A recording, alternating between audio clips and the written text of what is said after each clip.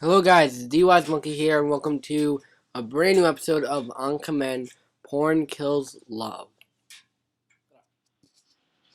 Hello guys, it's DY Monkey here, and this devotional is called The Job Principle. Don't fuel a fire with your eyes. Scripture is from Job 1:31:1 and Genesis 39.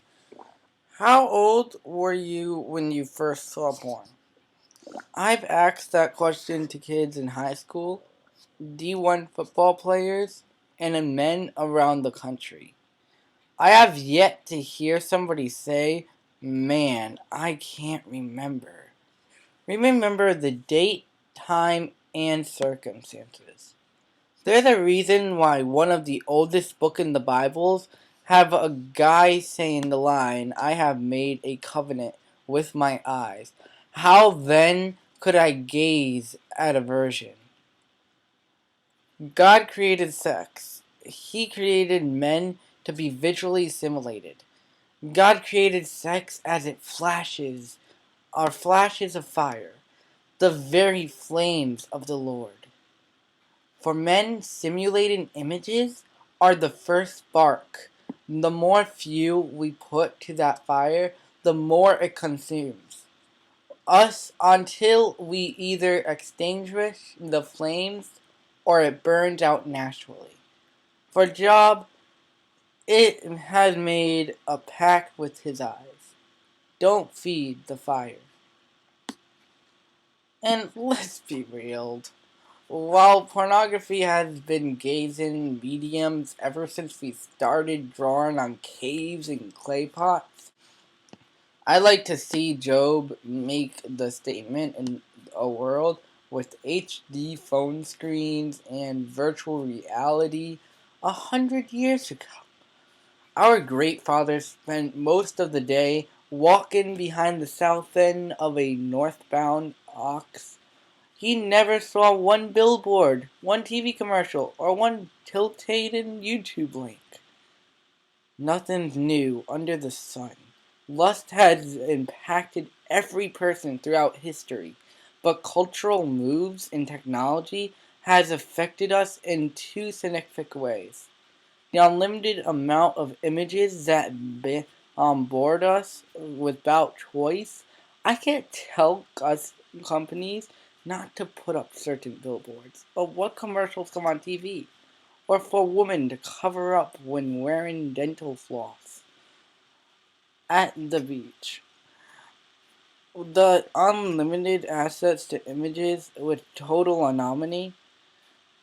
Henry Cloud has a book titled Integrity, The Courage to Meet Diamond's Reality We Can't Change. Cut that part out. Henry Cloud has a book entitled Integrity, The Courage to Meet the Diamonds of Reality. We can't change our cultural reality. All we can do is have courage to make a pact with our own eyes. Don't fuel the fire. Steve Aburn called it the act of bounding the eyes. You have the ability to train your eyes to linger or look away. What will you do today? Job 31:1. I have made a covenant with my eyes not to look at with a lust at a young woman. Genesis 39. Joseph in Potiphar's house? When Joseph was taken to Egypt by the Ishmaelite traders, he was purchased by Potiphar, an Egyptian officer. Potiphar was captain of the guard. For Pharaoh, the king of Egypt, the Lord was Joseph. So he succeeded in everything. He did as he served in the home of his Egyptian master. Potiphar noticed this and realized that the Lord was Joseph. Giving him success in everything he did, this pleased Potiphar. So he soon made Joseph his personal attendant. He put him in charge of his entire household and everything he owned.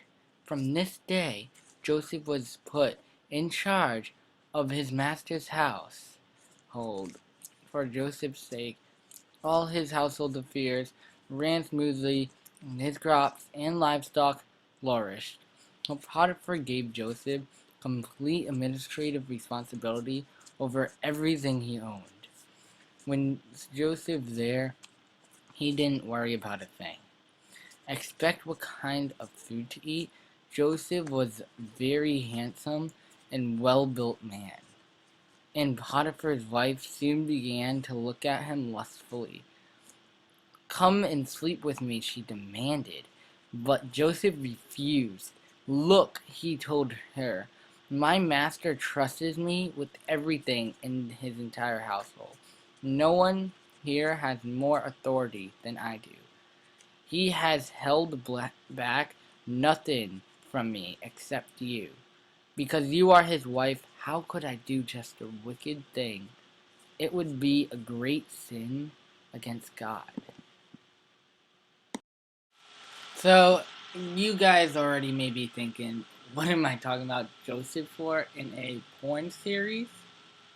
But the story of Joseph still has a little to do with this series. When Joseph refused, he was trusting the Lord. But his wife wanted him to fill Joseph's fire. Joseph did not fill her fire and did not sleep with Potiphar's wife.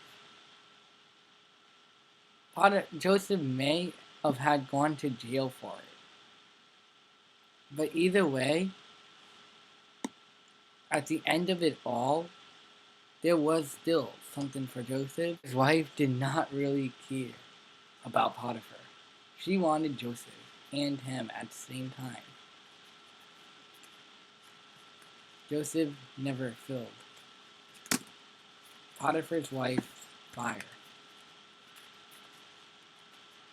So as the entire story goes on, this still has a lot to do with this entire Porn Kills Love series. And with the sexual touch and boundaries. Back with Genesis 39:10.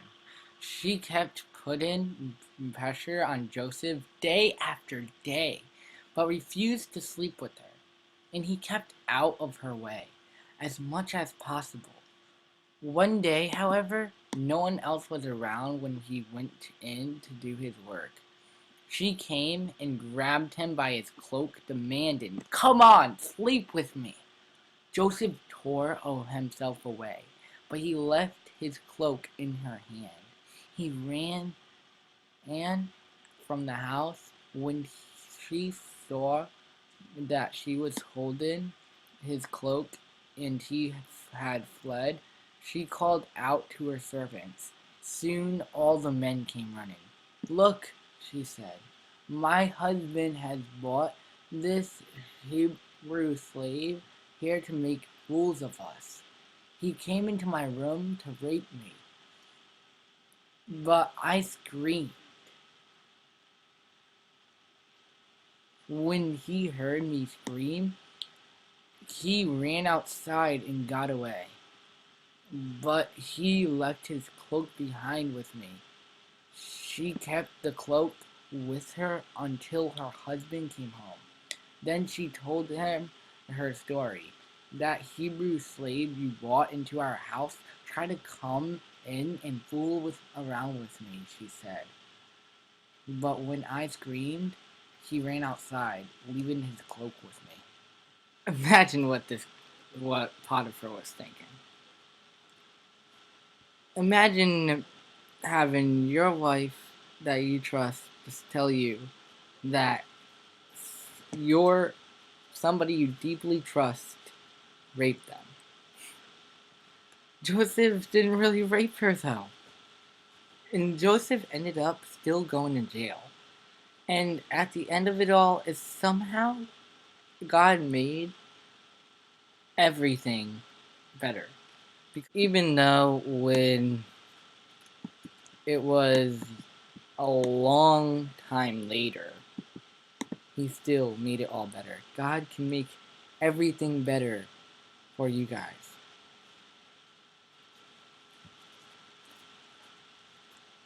Although when God is not letting you guys have everything bad with you, He's just not going to let it.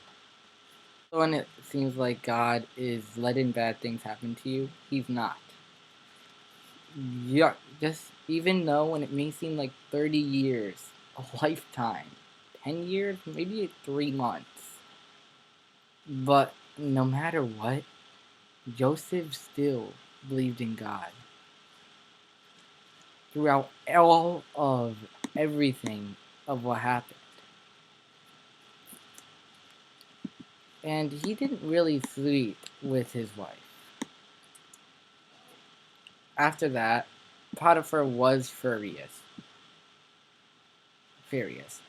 When he heard his wife's story about Joseph and had treated her, he took Joseph and threw him into prison. And there he remained. Before long, a warden put Joseph in charge of all other prisoners. So first, he came into a family. He came a slave, head of all the entire thing, back down to prison, then all the way up to being head of prisoners.